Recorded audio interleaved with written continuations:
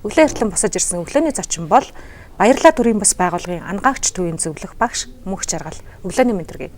Баярлалаа та бүхэн ч гэсэн үзэгчдтэй ч гэсэн өглөөний мэндийг хүргье. За, Баярлалаа төрийн бас байгууллагын ангаагч төвийн үйл ажиллагаатай биднийг танилцуулаач. Ангаагч гэдэг бол их сайхан мэрэгжил байна.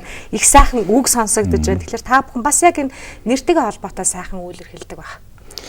За, манай төрийн бас байгууллагын талаар бол урд өмнө нэлээд их хэд хэдэн удаа сурталчилгаа нэвтрүүлгээ ус учраас тэр талаар ярихыг төр хойшлуулж зөвхөн өөрийнхөө энэ байгууллагын тухай ярья гэж бодож байна. За, манай энэ байгууллага бол ерөөсөө Монголын ард түмнийг тэр дундаа Улаанбаатарчуудыг, малчдыг, эрүүл энх, амгалан, аз жаргалтай, элбэг дэлбэг ёстой 9 хүслэн сэтгэлчлэн бүтэж байдаг болгохын төлөө ийм үйл ажиллагааг явуулдаг байгууллага байгаа юм.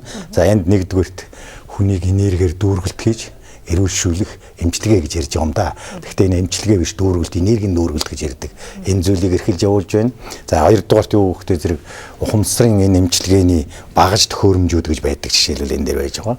Энэ багаж төхөөрөмжүүдийг одоо хүмүүст ойлгуулах, сурталчлах ийм ажлыг хийж байна. За, сургалт сурталчилгаанд нэгдүгürt хүний биеийг эрүүлжүүлж сайн сайхан болгодог 9 минутны бясалгал дасгалыг бид нар бас заах ийм ажлыг хийдэг. За, гэр орон байр, ажлын байрны гэр орны хүмүүсийн машин дээр юу гэдэг, юу хүссэн зүйлийг энергижүүлж, энергийг шалгаж үзээд тэгээд оронд нь одоо тэр эрүүл сайхан одоо болгох тэр машин байдсан бол машин бензин бага иддэг ч юм уу тийм ээ. Их одоо сайхан аюул ослогоо авааргүй явдаг ч байдаг юм уу. Хүний гэр орныг бол одоо энергийн дүүрэн тэр дотор хэрүүл хараал үүсдэг, аз жаргалтай байх энэ нөхцөлийг бүрдүүлэх ажлыг бас хийдэг байгаа юм. За, хуулга сурталчилгааны ажлын гол нь юу гэхдээ зэрэг бас энергийн бүтээгдэхүүнүүдийн ач холбогдлыг тайлбарладаг, таниулдаг, бас борлуулах ажлыг хийдэг. За, ийм зүйлүүдийг олон одоо бид эрхлэн хийдэг байгаамаа. Ухамсарын эмчилгээ хийнэ гэж байна л да. Надад их сонирхолтой байна. Өөрөөр хэлбэл ухамсарын эмчилгээг одоо ямар хүмүүс, ямар багаж хэрэгслэр, ямар дэг жаягтайгаар гүйцэтгэдэг юм бол? Тэгэхээр ухамсарын эмчилгээ гэдэг бол нэлийн сүүлийн үед гарсан шин технологиор хийгдэж байгаа юм эмчилгээ. За, манайд бол энергийн тухай яриад бас нэлээд удаж байна. Дэлхийд ч ярьж байна, манай оронд ч ярьж байна, бусад оронд ч бас ярьж байна. Энэ ухамсарын эмчилгээний тухай бол зөвхөн Монгол оронд энэ талаар хэрхэн яаж хүмүүсийг эрүүл сарвал болгох вэ? Ухамсарын эмчилгээг яаж хийх вэ гэдэг талаар нэлээд эрчимтэй сүүлийн 1 жил, 2 жилийн хугацаанд эрчимтэй хийгдэж байгаа юм. Тэгэхээр ухамсарын гэдгийн учир юу гэхдээ зэрэг хүний биеинд үүсдэг бидний махан бие. Одоо ингээд бидний харж байгаа махан биеинд үүсэж байгаа тэр зовлон, зовир, өвчлөл тийм ээ. Энэ юунаас үүсдэг вэ гэхдээ зэрэг үндсэн шалтгаан нь тэр хүний тухайн хүний сэтгэл санаа, оюун ухаан тэн дээр ухамсардаар тухайлбал ямар бэрхшээл зовлон бодогдож जैन тэр нь өвчин болж гарч байдаг. Энийг бид ч нэг мэддэггүйсэн, мэдүүлэхийг ч нэг хүсдэггүй байсан. Гэтэл өнөөдрийн энэ төвшөнд аваад үзэхэд энэ ухамсарын эмчилгээ хийхгүй, эмчилгээ их тууштай, нарийн, төгс эмчилгээнд хүрэхгүй байгаа. За, энэ бол би зүгээр Европ эмчилгээний аргыг ч юм уу тийм ээ. Одоогийнхоо эмчилгээг би шүүмжлэх утгаар ярьж байгаа юм биш. Зүгээр өнөөдрийн төвшөнд юм цагаа болохоор гараад ирдэг. Яг тэр утгаараа бол энэ одоо ухамсарын эмчилгээ хийх цаг болчихжээ гэж ингэж үзсэн. За, яагаад гэхдээ зэрэг өнөөдөр бидний орчин ах амьдралын орчин маань нэгэн үеийг одоо урдах юу гэдэг 100 жилийн өмнө, 200 жилийн өмнө, 50 жилийн өмнөхөөс эрс өөр болсон. Юу гэхээр зэрэг хүний оюун санааг их өөрчилж байна. Хүний оюун санаанд нөлөөлдөг олон тоног төхөөрөмж, техникийн хөгжлийн явцад, нийгмийн хөгжлийн явцад гарч ирсэн. Энэ юу гэхдээ зэрэг одоо бид нар энэ хэрэгэлдэг компьютер, телевизэр тийм ээ, гар утасч гэдэг юм уу. Тэгэл бас одоо цахилгаан тоног төхөөрөмжүүд. Би өөрөө энерги мэрэгжлийн хүн, цахилгааны мэрэгжлийн хүн гэхэд энэ бүх зүйл бол бас хүний биеинд хортой сөрөг нөлөөтэй байдаг. Тэр нөлөөнөөс болоод хүний биеинд бас зовлон үүсэх, хүний тарих толгой өвдөх гэх мэтлэн. Нөгөө талаар юу гэдэг иддэг уудаг зүйл, орчин тойрон гэх мэтлэн тийм ээ. Тэгэхээр энэ зургийг би харуулахгүй одоо харагдахаар байна уу юу сайн мэдэхгүй байна. За, энэ зургандаар энэ хүний гэрлэн бүрхүүлийн зураг ингээ автсан байна. За, энэ бол хүний махан бие ингээ байж байна. Түүний дээр нь ингээ хүний махан биенээс гадна далд бие гэж байна. За, далд бие махан бие хоёрын харьцаа бол бид нар ойлгохдоо махан бие л их гэж бодоод байгаа. Яг нарийн дараа одоо судлаа гаргачихснаар бол юу гэхээр бидний махан бие 0.3%, үлдсэн 97.7% бидний далд бие. Тэгэхээр далд биений хамгийн гадна талаар нь ухамсарын бүрхүүл, тэрний дотор талаар энергийн бүрхүүл, тэгээд тэрний дотор талаар бидний гэрлэн мөрхүүл байдаг. Гэрлэн мөрхүүлээс өшөө нэг зүйл бол бидний хамгийн чухал бидний зүрхэн дотор оршдог юу байх вэ хөхтэй зэрэг нөгөө сүнс. Гэтэл бид сүнсийг мэддэг ч хүн мэдхийг хүсдэг ч хүн мэдүүлэх ч бас зарим үед хорж байсан. Гэтэл өнөөдөр бид сүнсээ хайрлах, биеэ хайрлах. Агуу их таш балбаргаа хэлсэн. Хүмүүс амьдаа биений хайрлах гэдэг юм. Тэгвэл өнөөдөр би энэ дээр бас нэг зүйл хэлмээр байна. Хүмүүсээ эхлээд өөрийгөө хайрлаач. Өөртөө хайртай гэж хэлээч, зүрхээ хайрлаач. Өөрийнхөө сүнсийг хайрлаач, өөрийнхөө дээд ухамсарыг хайрлаач гэж ингэж хэлмээр байна. Хүн өөрийгөө хайрлж байж, өөртөө хайртай байж, хажуудахтаа хайртай, бусдыг хайрладаг, бусдыг сайхнаар хардаг ийм болдго юм байна. Тэгэхээр энэ ухамсарын эмчилгээ гэхээр зэрэг учрын хамгийн гол нь хэлэхэд энэ өвчний их усүр ухамсар дараа тэр их усүрийг энэ орчин үеийн технологийн багажаар тасалдаг. Ийм учраас энийг бол ухамсарын эмчилгээ гэдэг. Нэгэнт өвчний их усүрийн тасалц учраас цаашаа ургах боломжгүй болж байгаа юм. Нэг. Хоёрдугаарт энд байж байгаа биеийн махан биен дээр үүссэн өвчин зовоорыг энэ ухамсарын багажаар татаж авдаг, оронд нь байгалийн цэврийн нэргээд үүргээд өгдөг. Гэхдээ зэрэг хүн өөрөө бурхны амьтан юуны байгалийн амьт учраас яадаг хөхтэй зэрэг нөгөө өөрт нь заяатсан байд юм ба шүү дээ бидэнд чинь. Би энэ өөрөө эдгэрдэг. Тэр шин чанарыг ингээд сэрээгээд өгчдөг. Нөхөн түлжих чадварыг юм тэтгэж. Тэ өөрөө нэгэсний дархлааг нь сэрээждэг. Тэгэхээр нөгөө хүн өөрөө жишээлбэл миний зүрх өвдөж байна гэж бодоход энэ эмчилгээ хийхдээ зэрэг тэр зүрхээ эдгэх чадварыг сэрээгээд өгч байгаа. Энэ ухамсарын эмчилгээ ийм учиртай юм байдаг. За их сонирхолтой юм байна. Өөрөөр хэлбэл нөгөө нэг өргөс авсан мэт тийм үү тухайн өвчнийх нь энергийг сугалж авангуутай байгалийн энерги дүүгээ өөрийнх нь нөхөн түлжих чадварт нь үлдээх юм байна. Сэрээждэг. Тэгэл өөрөө эдэг чинь. Мөнгө жаргалж эдгээч ч юм биш нөхцөл нь бүрдүүлэх төр тухайн хүн хэн байдгийг. Тухайн тэр А хүн Б хүн З хүн бол өөрөө эдгэр явчихна. Хүүхдчүүд ямар өвчнийг эмчилж байна. Ямар өвчнийг ямар шатанд нь эмчлэх боломж байна. Энэ дээр одоо яг одоогийн судалсан хийсэн зүйлийг санаачилж гаргасан хүмүүсийн үзэж байгаагаар хүнд бол өвчин байх ёсгүй. Ямар ч өвч эдгэрнэ гэж ингэж үзэж байгаа. Зүгээр хитрхи их хэтэрсэн тийм ээ. Нэг үгээр хэлвэл манай Монголд л байгаа нь хэтэрнэ гэдэг асуудал. Хэтэрсэн тийм өвчин бол бас их хэцүү. Жишээлбэл элэг хичнээн эстэй байдیں۔ Тийм ээ. Тэрээс нь одоо жишээлбэл 10 миллиард эстэй байд юм а гэж бодвол тэр 10 миллиард эснээс ямар нэгэн хэмжээгээр эрүүл байгаа дээрээс нь л ажиллах чадвартай байл тэрнээс сэрэл цаашаа ингэ эдгэрж байгаа юм. Өөрөөр хэлбэл ангаах ухаан бол яадаг вэ гэхээр зэрэг хүний эсийг хүртэл эмчилж байгаа юм. Тэгвэл бидний энэ эмчилгээ бол хүний эсээс цааших. Өөрөөр хэлбэл эс чинь атомууд нь молекул тэгээ протон, нейтрон жижиг хэсгүүдийг болтол юм чи. Тийм учраас өнөөдрийн ангаах ухаан бидний мэддэггүй бүх эмчилгээ бол энэнтэй хослох юм бол агуу их өрдөм төрөх боломж байна. Тэгэхээр энэ эмчилгээ бол 21-р зуун цаашдаа дэлхийг эзэмдэх бидний гол мөрдөх эмчилгээ. Энд эм орохгүй, тариа орохгүй, янз бүрийн онтоолго орохгүй, өвчин зовлон юмыг эдгэх зөвхөн биед нь хөрөхгүйгээр л үйлчлдэг юм гайхамшигтай зүйл. Энэ бол технологийн гайхамшиг. Ангаагч төв байгуулагдаад хэдэн жил болж байна? Ангаагч төв байгуулагдаад 2 жил болж байна да. 2 жилийн хугацаанд хэдэн хүнд үйлчилсэн?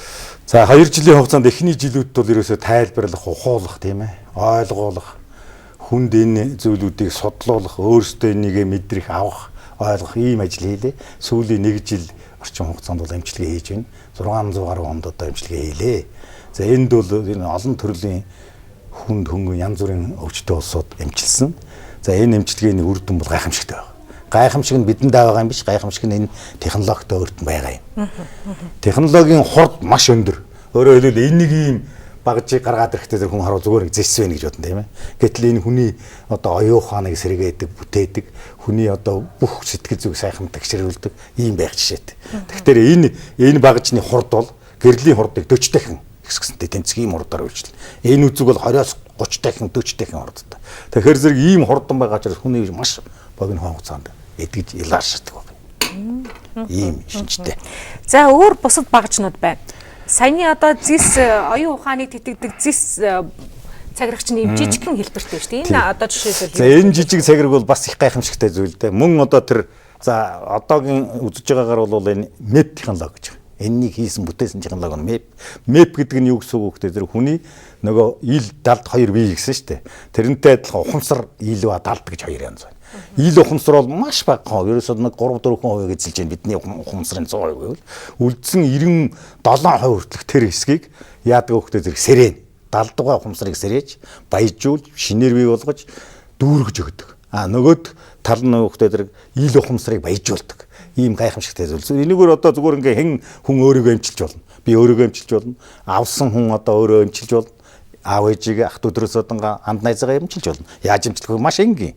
Энийг аваад ингээд бүх хуруунуудаа 9 удаа ингэж оруулаад нар зов ингэж ойруулаад дараа нь алган дараа ингэж эргүүлээ, дараа нь эндээ эргүүлээ, ингэж эргүүлээ. Эмчилгээ 2 гартаа зэрэг хийн. Ингээ хийхдээ таны бүх үеинд ямар нэгэн зовир шаналгаа бол тэр илаарч шишээтэй байдаг.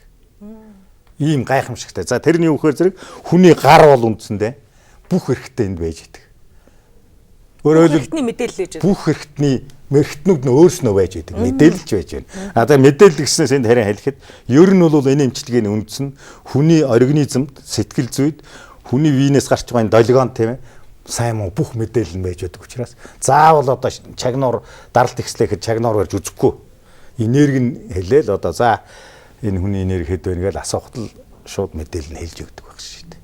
Тэгэхээр энэ зэс гэдэг зэсээр хийсэн энэ бүтээгдэхүүнүүд бол хүний биеийн зэс дутагдахаараа зэрэг ямар их хор хөнөөлтөйг одоо хүн бүхэн бараг мэдж байгаа.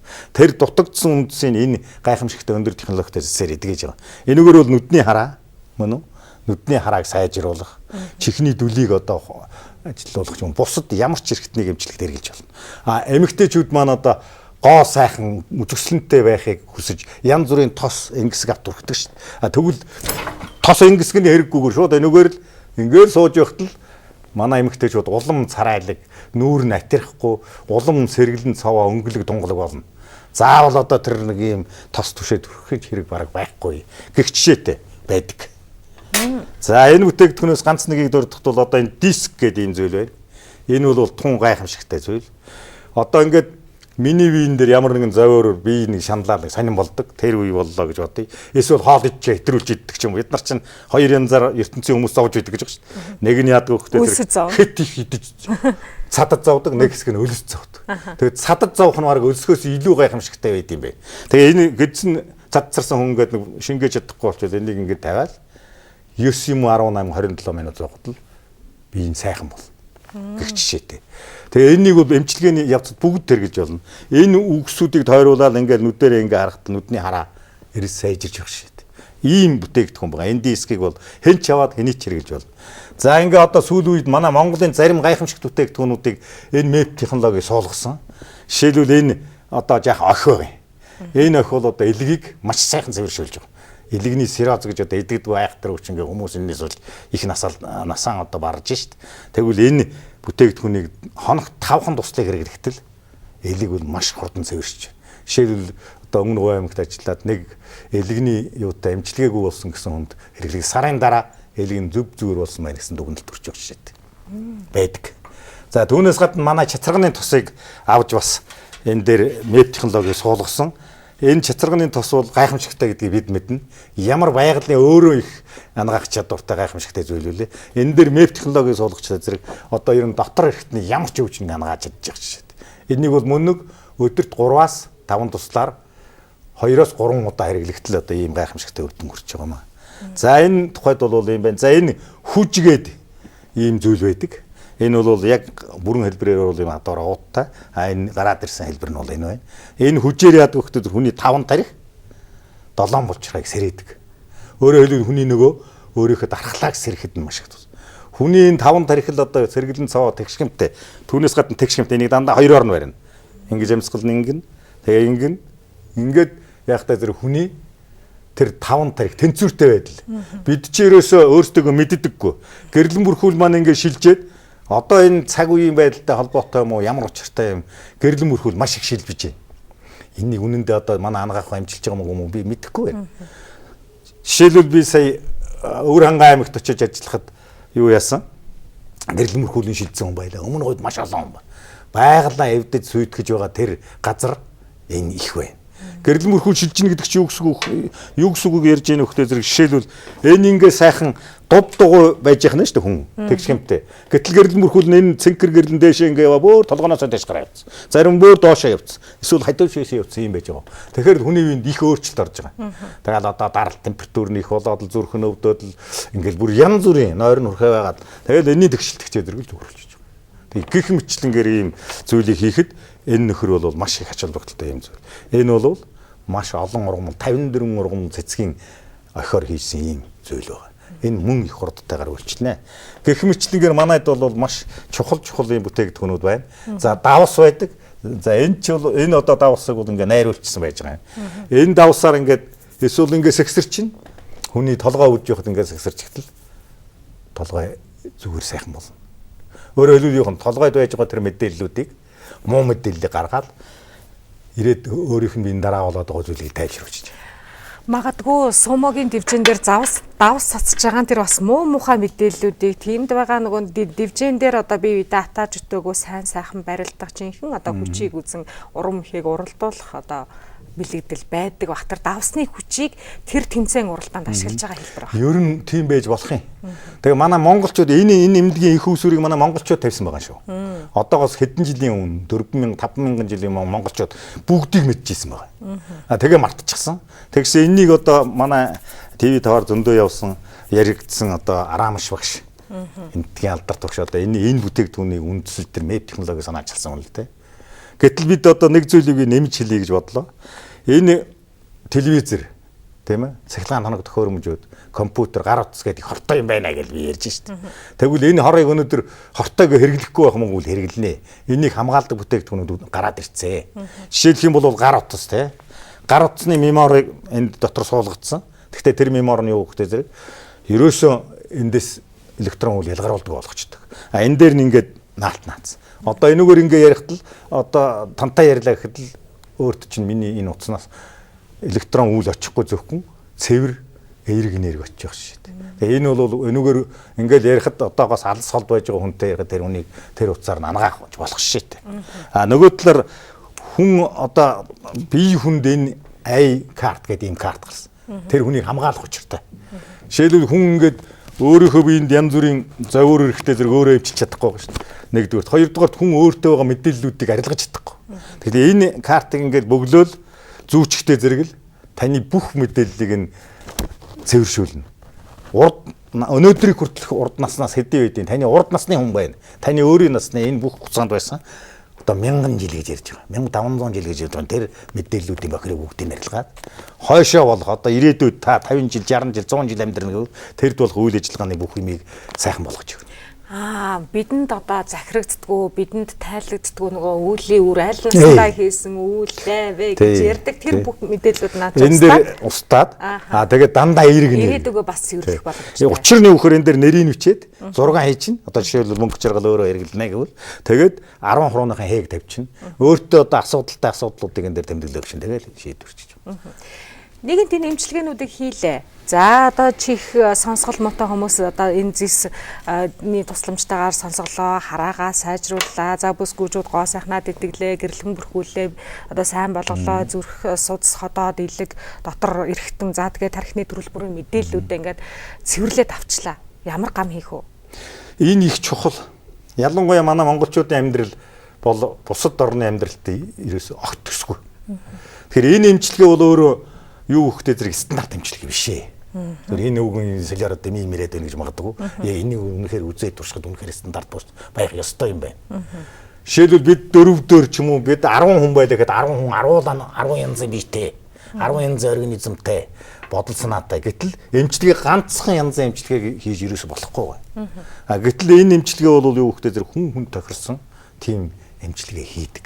Гам дэмний үхэр зэрэг хамгийн гол нь хүн сайхан сэтгэлтэй, дандаа сайхан юм боддог, сайхан юм ярьдаг, сайхны төлөөл бүхнийг хийдэг байх хэвээр. Манай монголчууд тийм байсан юм байна шүү дээ. Гэтэл бид сүүлийн үеэрээс мартсан. Нэг үг хэлэл хараад нэг үг хэлэл болохгүй. Чадахгүй дууссан юу ч гүйгээл ингээл хэн л юу бодож тарихын дараа суулган тэр бүтэж байдаг юм байна. Юу байна? Юмгүй гэж мэддэг. Тийм ээ.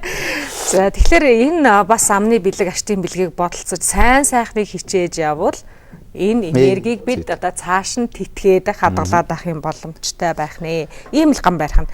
За бүтээгдэхүүнүүдийг худалдан авч болох уу? Тантай уулзаж болох уу? Дундаж худалдааны үн ямар байна? Өнөөдөр бас одоо зах зээлээ мэдэрсэн худалдан авагчдынхаа төлбөрийн чадвар таарсан саналыг өгөөсэй гэж бодож байна. Тэгэхээр энэ бүтээгдэхүүнүүд бол тодорхой үнэтэй дэжвэлгүй яах вэ? Энэ бүтээгдэхүүний үн бол ямар байдаг вэ гэхээр зэрэг үндсэндээ дунджаар бол ер нь л энэ чинь олон юм байгаа юм да. Одоо жишээлбэл энэ охихгүй бол одоо нэг 25 мянган төгрөг байх шээ. 25. Энүүгээр элгээ бүрэн эмчилчих юм бол ямар сайхан байх вэ, тийм ээ. Манай юуны охи ба штэ. Одоо энэ чацрагны энэ гэхэд бол нэг 100 хэдэн мянган төгрөг байх штэ. Энүүгээр бол ерөөс бүх хэрэгтэй. Үүн бол ийм харилцан адилгүй янз бүр байна. За эдний үн бол нэлээд өндөр байх шээ. Нэг 500 мянган төгрөг ч юм уу. За энийг авсаар бол та ийм огт уухгүй гэж болно. Тэгээ жишээг татхад хүнээр жишээ авах нь онцгүй юм. Би өөрөөрөө жишээ авах юм бол би 2 жил ганц юм аваагүй байна. За тэгээ эмчилгээний явцад бол юу гэхтэй зэрэг 50 жил 40 жил чихдүүлээ ус нөхөр манай бага нурт чих ороод тэгээ тэр дөрөө их гайхаж ирсэн. Ерөөсөө унаад болдгоо гээд өмнө говийн баян уус мэн эмхтэй 20 жил унсан гэ хамаг үе минь ингээд өлөгдсөн. Тэгээ одоо эмчилгээ авдаггүй гээд ингээд ирж эмчлүүлээд ердөө 2 хон удаа ороод тэгээ огт унах аваагаад одоо огт зүгээр гэж 3 сар болж байна. Тэр үе басан гэрлэн бүрхүүлэн шилжчихсэн. Гэрлэн бүрхүүлгүй явж байсан. Тэгээд явж байгаа л ухаалтал унцдаг тийм байх шээ. Тэгэхээр ийм их гайхамшигтай. Тэгээ үнийг бол би бүгдийг энд унших нэгдүгээр цагч багтахгүй хоёрдугаарт нилээн жаахан олон юмны жагсаалтаар ингээ хэлнэ л дээ. Тэгэхээр энд бол ер нь бол хүмүүс ингэдэм. Манай Монгол хүний зан ч юм уу, ер нь хүний ертөнцийн тийм зантай ч юм уу, үнийг ингээд хэлэхдээ зэрэгд их байна гэж бодоод байдаг. Яг үнэндээ одоо манай энэ эмчилгээ бол эхлээд онцлогоо гэж хийдэггүй. Онцлогоо эмчилгээ давхар хийгээл та нэг цагийн дараа бүх үеиж ирэхний чинь төгс эмчилнэ. Түүнээс ганцхан хоолоо үзсэн гэвэл хоолойг нь юу яахгүй. Толгойд нь юу байна, нүдэнд нь юу байна бүгдийг үзээд ингээд нэг цагт багтааж бүх зүйлээ хийгээл тэгээд гаргаж. Яг онцлогоо хийдэг юм байвал энд нэг юм байна. Манайхан ч одоо онцлогоо хийлгэх нэг баахан мөнгө өгч орж онцлогоо өгөө тийм ээ. Тэгээд баахан өвчний сураг сонсдог. Тэгээд өвчний сураг сонсоод толгой доор нь дахиад ачаал явуулдаг. Энэ миний ч нэр зүрх өвдсөн юм биш үү? Янз юм болоод байдаг гэл. Тэгэхээр энэ бол тэгж хэлэх шаардлага байна. Тэгэхээр энэ бүтээгдэхүүн жишээлбэл та нэг хамгийн үнэтэй гэж байна тийм үү? 500 мянган төгрөгийн үнэтэй гэж байна. Би бяцхан тоо бодлоо л да таныг ярьж байгаа хооронд. Тэгэхээр нэг удаа нэг өдөр одоо хувийн эмнэлэгт хэвтгэхэд 35 мянган төгрөгийн дунджаар. 10 хоног хэвтгэхэд бүрэн идэх үгүй юу гэдэг бас одоо асуудалтай тийм үү? Тэгэхээр та энэгээр бол 10 удаагийн эмчилгээ хийхэд бүрэн идэгнэ гэж тайлбарлах уу? Энд бол ийм байна. Энэ нэгдүгээрт таны асуулт бол маш гоё. Нэгдүгээрт энэ бүтээгдэхүүн бол насан туршийн. Таны дараагийн үр хүүхэд юу гэдэг тэр хүмүүс хэрэглэнэ. Хоёрдугаарт энэгээр та зүгээр дунд зэргийн тохиолдол өвчнөд гэхэд бол ерөөсөө 3 юм уу 4 л орно. Их орд юм их. Тэрнээс илүү орохгүй. За маш хүнд өвчтөй бол тэрнээс илүү орж болно. За оролтын дундч үнийг би хэлэх юм бол нэг 60 мянган төгрөг. Нэг удаа ороход. Тэгээд энэ бол тийм үнэтэй биш. Хайчихгүй л бол тэгээд байж лээ. Та бас дасгал, бясалгал заадаг гэсэн л дээ. Тэгээд дасгал бол мэдээж одоо хэрэгтэй. Ангаах ухаанд одоо бүр батлагдчихсан тийм үү. Тэгээд шинжлэх ухаанууд одоо өнөөдөр боловсролт хүртэл биеийн тамирын хичээл оруулж байна. Бясалгал гэдэг бол бас харьцангуй одоо монголчуудын хувьд шинэхэн танил байгаа. Тэгээд бясалгалын тухайд хэлэхэд энэ их онцлогтой. Манайд одоогоос 20 жилийн өмнө анх баг шухуу бясалгал эхэлж хийгдсэн. Олон янзын бясалгал үе, гэгэнтнүүдийн саяжуудын мөн эмчнэрийн олон бясалгал. Тэгээд дотроос энэ бясалгал хамгийн цөөхөн минутанд хийдэг. Хийж сураад хийхэд 7-9 минутанд л гэнэ.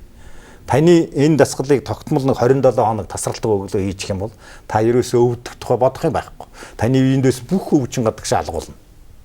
Та өөрөө их сэргэлэн цаваа болно. Та их бягтай тэнхээтэй болно. Та өвчин зовлонгоо болно. Түүнээс гадна та уур уцааргүй болно. Та хуучин хэрглэж байсан муу зуршил тамхи татдаг бол тэр хайн. Арих уудаг байсан бол тэр нэг багаар уух юм бүр хайн. Авгайдаа уурдаг байсан бол уурлахаа байна гэх мэт.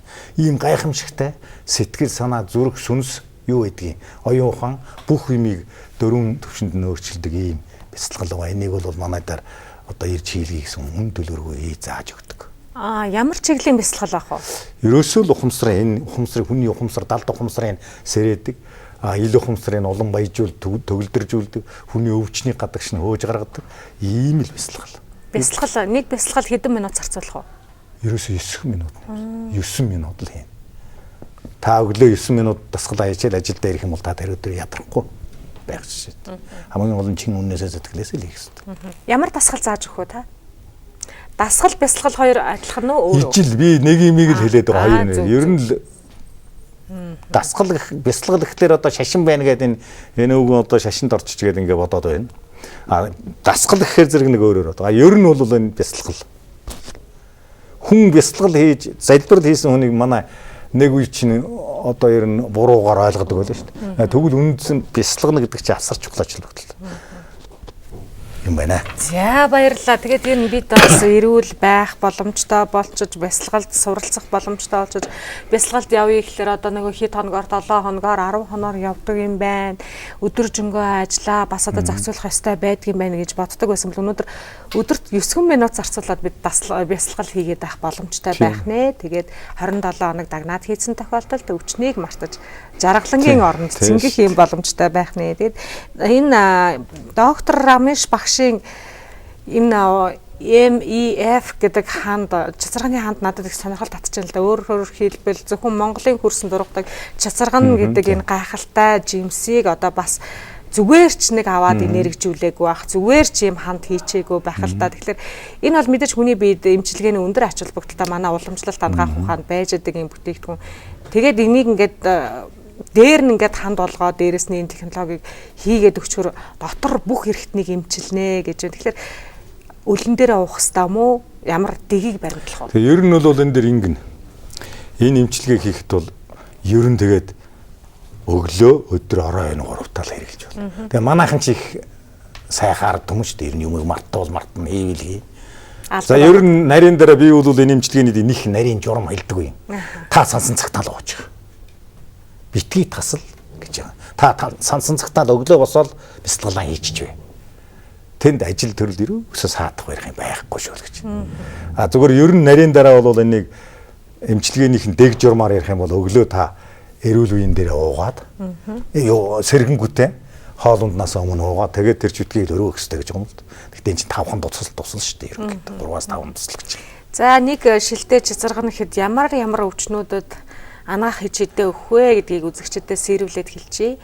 Уушиг гэдэс дотрын өвчнөд ходоод гэдэсний шархлаа, түргэн аних боломжгүй гүн шарх, эмэгтэйчүүдийн савны амсрын шарх, урагдалт, гормоны өөрчлөлт, за эрт цэвэршилт, эмэгтэйчүүдийн умаан чийгшилтийг дэмжих, эрэгтэйчүүдийн төрөө булчирхай үйл ажиллагааг сайжруулах, хөлдөлтийн үед амны хөндий хоолойны улаасалт, нүдний өвчин, зүрх судасны үйл ажиллагааг дэмжих, хавдрын эсрэг, дархлааны системийг дэмжих гэсэн ийм олон талын одоо ач холбогдолтой харна сөрөг нөлөөгүй ийм бүтээгдэхүүн байх нэ.